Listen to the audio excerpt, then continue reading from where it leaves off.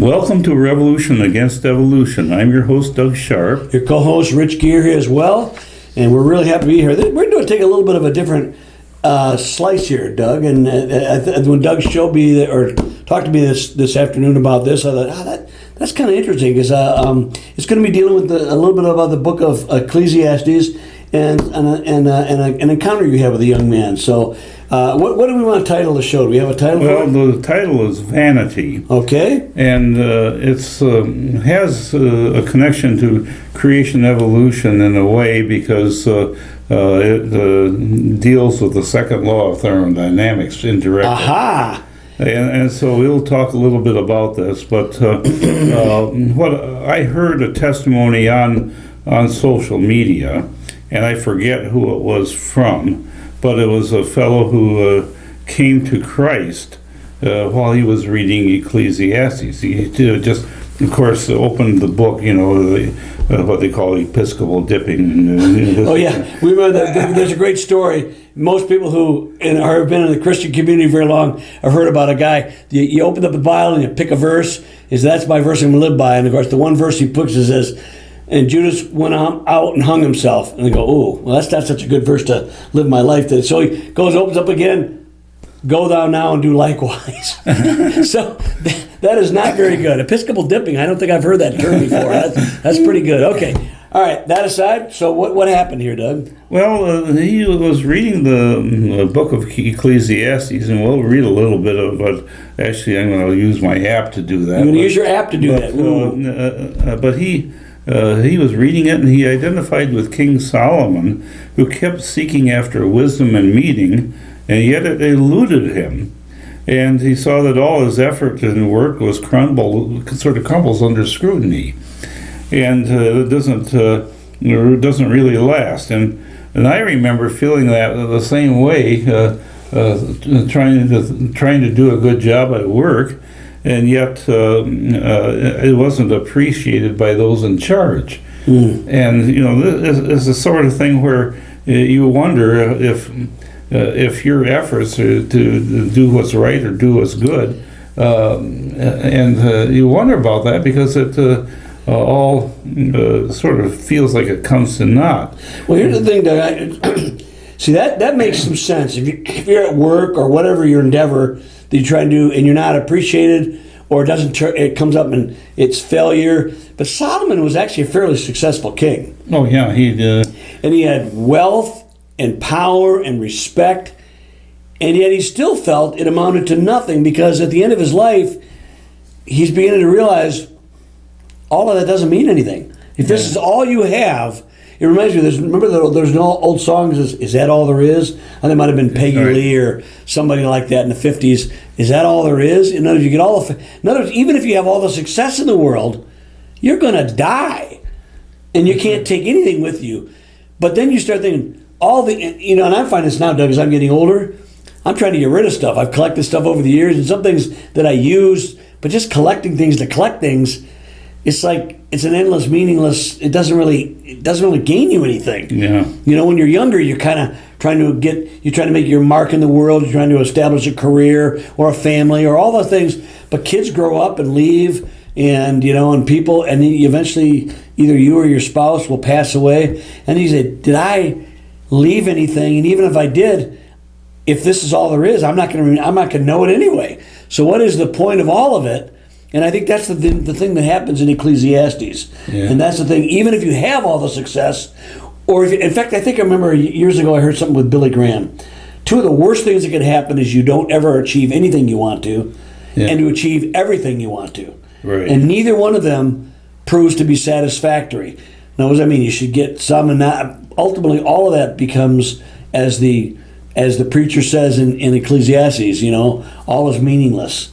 Until you actually find Christ and find the root to all of happiness. So go into the story now, Doug, or if you want to, because that to me I've never heard of a person coming to Christ by reading Ecclesiastes. Well, that's what he started to realize, is that when a lot of his own efforts weren't really amounting to much. And This was a person you ran into, right? no, this was a person I just saw his testimony on social media. Oh, okay, saw it. Okay, I'm sorry. I apologize. I thought you actually ran into but that's fine. Okay, so And it was he was telling how that led him to actually search the scriptures a little bit more, because it left a taste in his mouth. Well, obviously he's going to come to a conclusion here and figure out what the solution of it was. And I don't know if Solomon actually resolved his own issues, but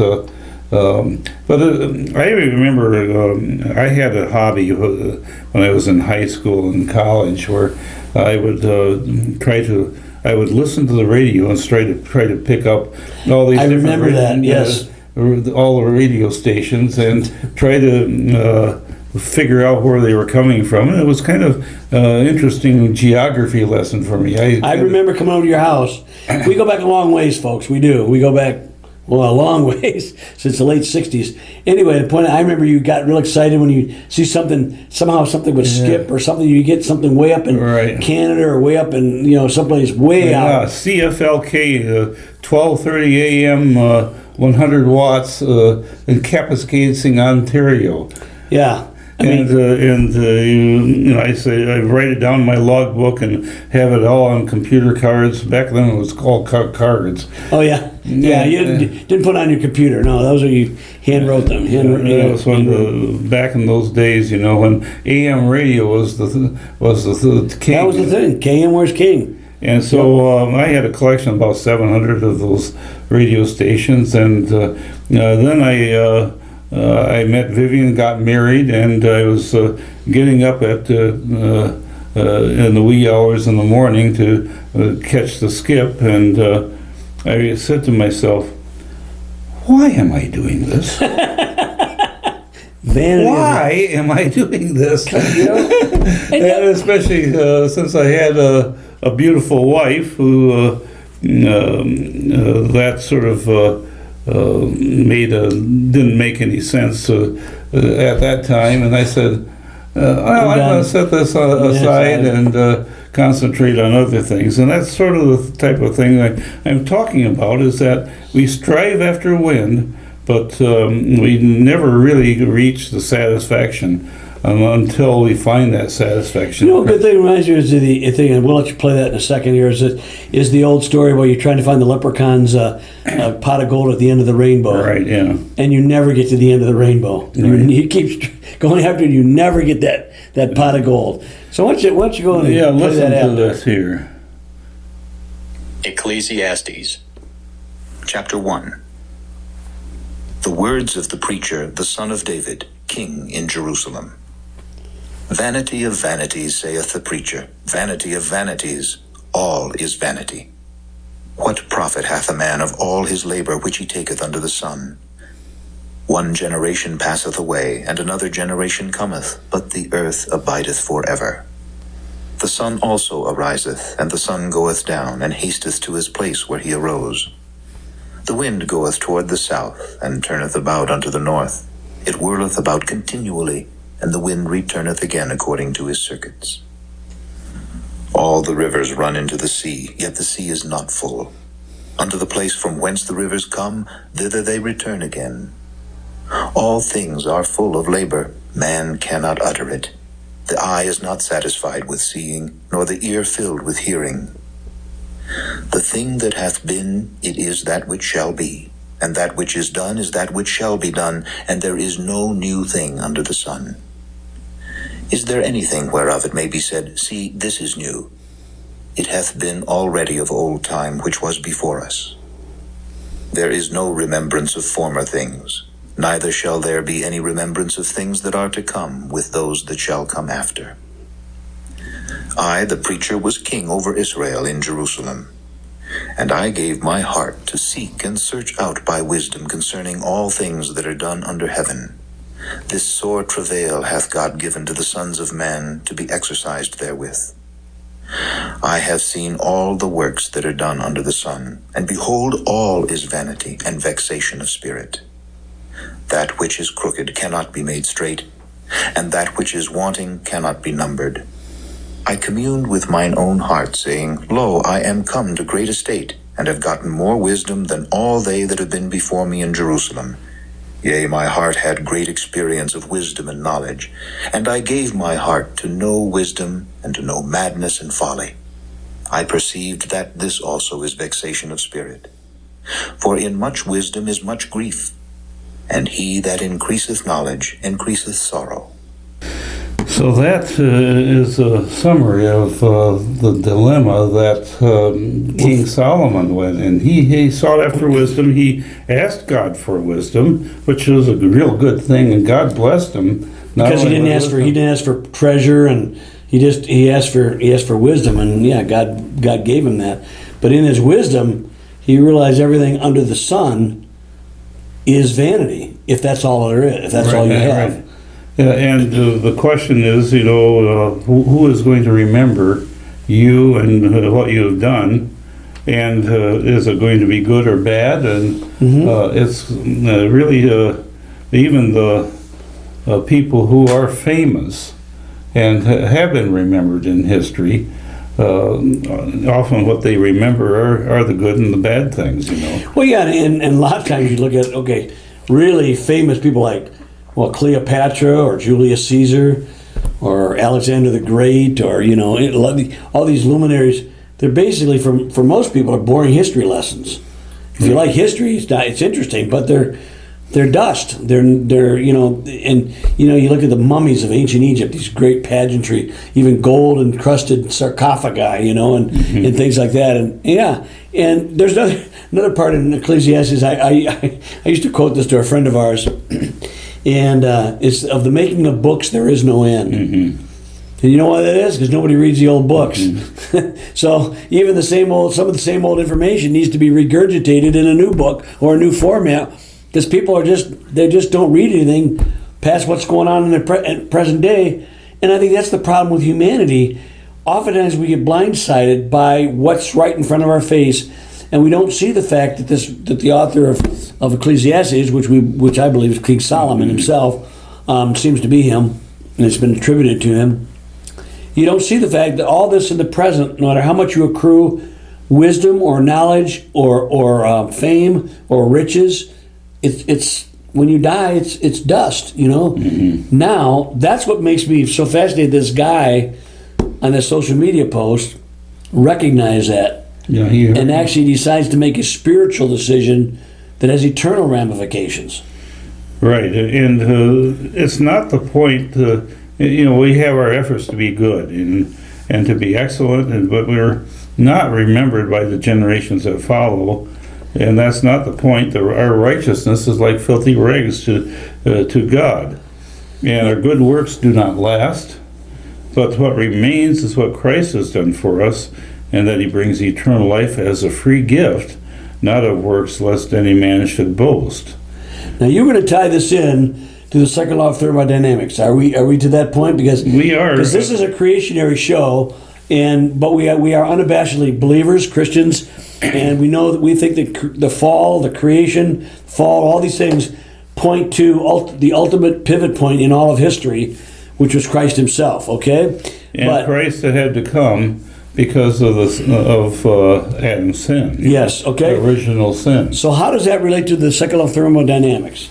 Well, that at the time of the original sin, God came to Adam and told him that he would have to, was the curse that was placed upon the earth. Right. And it was not only on him and his wife, but on the entire creation, which caused death to come into the world. But I think there's something a little bit, we've talked about this in the past, for the people to understand. We don't believe, at least I don't believe, the second law of thermodynamics came in at the fall. What happened at the fall was no regeneration. Right. The second law had to have been in operation before the fall because you couldn't eat food. Right. I mean, eating food and digestion, that's all part of the second law of thermodynamics. Right. If things break down. But in the garden, they could eat of the tree of life. Right. The fruit of the tree. So that's sort of a type, if you will. I believe it was a physical tree, but it points to the ultimate giver of life, Christ himself. Okay? And He rejuvenates us. But even as they died spiritually first, when they ate that tree of the knowledge of good and evil, that aegis, that thing was taken off of them. Right. That immortality that was perfection. stripped. Yeah, that perfection. And it's all something that God has built into life.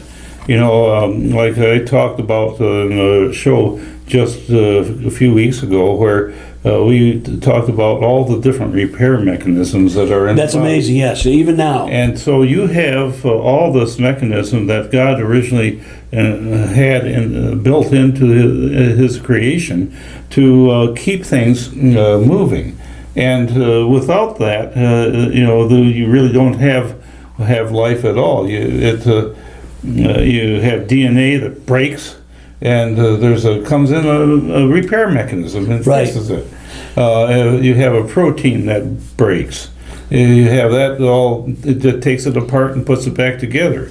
And so there's like a whole intelligence overarching that helps the life to continue as it goes. Which tells me that God himself, even though the world has been cursed and it's been broken, he gave us a hope, of regeneration, of an immortality that's yet to come, that will be restored. But even in the midst of the brokenness, his mercy is able to be seen in these repair mechanisms. But ultimately, in this life, those repair mechanisms will not keep us immortal. Right. They will not do it in this life. That is not going to happen. Okay? And that's something that I was going back to. They died spiritually first. They were cut off from the garden. But ultimately, they died physically. And in reverse order, I don't mean to cut you up, but in reverse order, we are now revived spiritually by receiving of Christ, and ultimately we will be revived physically at the resurrection of the dead. That's the neat thing about it is, people who die and go to heaven, that's not the end of the story. That's not the end of the story. Yeah. The Bible is very clear. The resurrection of the body is critical to our understanding of as a believer. Dying and going to heaven, we're not just going to be playing harps up there. That's not the point of it. The point of it is to be physically raised at the end of days. And I think it's kind of an interesting, you die spiritually, then physically. You raise spiritually, and ultimately we will be raised physically. And all that, but the law of thermodynamics, as we talked about, is the fact that things are breaking down, but they're not regenerated. They're not restored. And I think that's the thing about it. It's not static.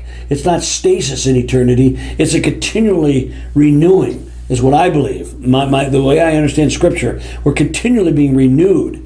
And that is, to me, incredible when you think about it. It's not like okay, here we are, now we're immortal, now what do we do? No, every day is, I don't know whether it's every day, I don't know how things are going to be calculated or calibrated in the age to come, but I just feel like there's always going to be a sense of anticipation and renewal and new life. That to me is exciting. That is anything but boring, Doug. So. Now, do you remember the story of Alice in Wonderland, where you had the Red Queen and Alice off with her head? And that was one aspect. That's what I remember about the Red Queen. The other thing was that they had to run as fast as they can just to stay in one place. I don't remember that. And that was part of the story.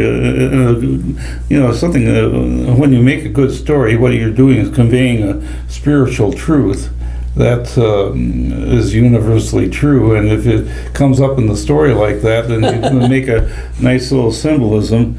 That's sort of what is happening with the curse that we have in this world, is that you have to sort of just work hard as you can just to stay solvent, And, and that's the type of thing. But I also find that with the grace of God, it's the grace of God that brings the blessing. And the grace of God is where we trust in Him and ask Him to perform His work in us. And when that happens, we fight the second law of thermodynamics, that's the biggest argument against the idea that we evolved from nothing. Oh yeah, simplicity to complexity is the exact opposite. You know, I tell people too, it's like when you challenge evolution and you say, well, and if you use the words, well, that's only a theory, and they immediately come back to you, yeah, but it's so well proven and documented. I said, if it was that well proven and documented, it would be a law. Just like thermodynamics, bio law, biogenesis, the law. There's things that are laws because everything about it says this is true. But it doesn't even qualify as a model. What's that? It doesn't really qualify as a good model. Even as a good model, yeah. Because it fails at every level. But there's so much deception that comes along with it that people want to believe it, because otherwise they have to account for the fact that they're in sin. And it's this this whole aspect of the vanity stuff that came in Ecclesiastes that helped the person realize that what he was experiencing, the frustration, was something that's common to man, and that he was able to recognize that and say, well, if that's the case, and this is the Bible, is there a solution to it? And of course there is, and the solution is in Jesus Christ and his forgiveness and his love for us, and that's part of what makes life meaningful. And what I always think about it is the fact the Scripture makes it very clear that everything that was created by Him. Mm-hmm. It also tells you He reveals the Father, whom everyone probably thought they were praying to God the Father, mm-hmm. but in reality Yahweh was Jesus, okay, mm-hmm. in His pre-incarnate stage. Because John is very clear, no one has seen the Father, no one has ever seen Him. So even Adam and Eve were talking to Jesus, not the Father, as far as I understand it. Now I could be wrong. Somebody can come in there and write me if you think I'm off base here, but I don't think anyone ever saw anyone but the second person, and that person who created everything, out of Him, it says even the very atomos is held together. Mm-hmm. We study the atoms. It's strange. They're like the nucleus is all protons. Mm-hmm. Why they don't just blow apart? No. They're held together by the word of His power. Yeah, protons and neutrons. And protons and neutrons, yeah. But neutrons a zero charge. So, but like things repel each other, don't they? They call it. In fact, I've read years ago. I don't know if they still call it this, but they used to call it the G-force, the God force.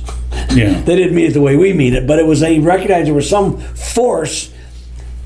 And Doug, this is what I find about the God particle, the Higgs boson. I know, it's like what I really like is they put names on things, and they get this illusion that suddenly they've explained what it is. Right. And they haven't explained a thing. They just put a name on something, and it makes you feel a little better. But the reality is, there's something so far beyond who holds the very atoms together, and that's Jesus Himself. Okay, and that's what makes the idea of vanities under the sun.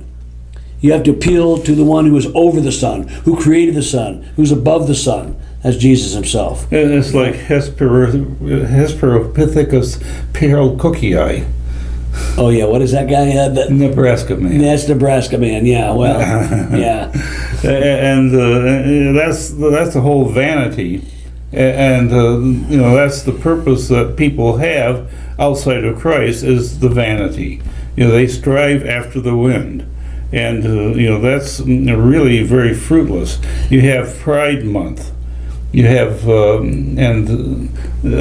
pride is one of the 7 deadly sins. Yeah. And you have to understand that it's not that. And people try to say that you're going to be you're defending your own self-esteem. The self-esteem thing, you're trying to make it all work, and it never comes to any fruit. Well, I think a lot of times people do a lot of that self-esteem stuff because they really don't have any.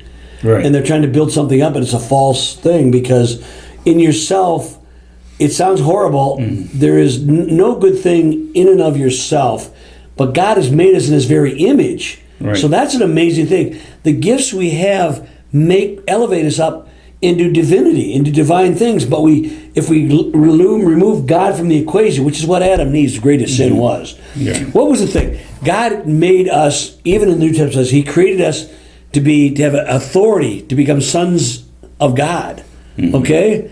Adam and Eve were already considered a son and a daughter of the living God, but they wanted to be that without God. And in yourself, you cannot be God.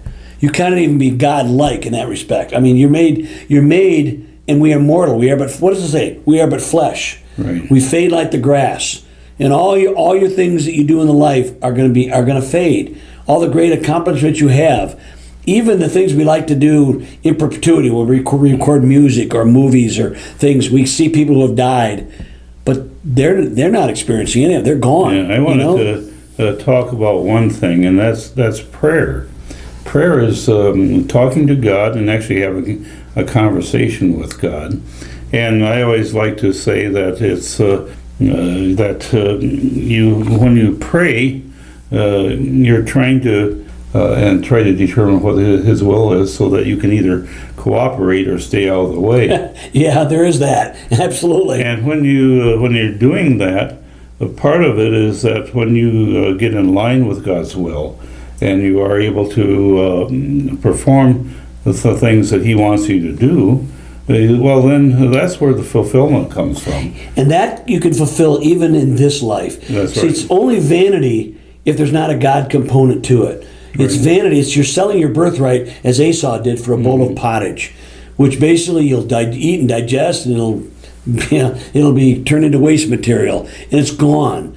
But all the things you do, whether I do artwork, we write books, and we're doing shows. All of this stuff, in and of itself, has no meaning. But if it's under the auspice and the mantle of we want to serve the Lord Himself, He raises it up, and it has eternal value. Right. And I love that fact that we can actually have that meaning, Doug, so that all is not vanity.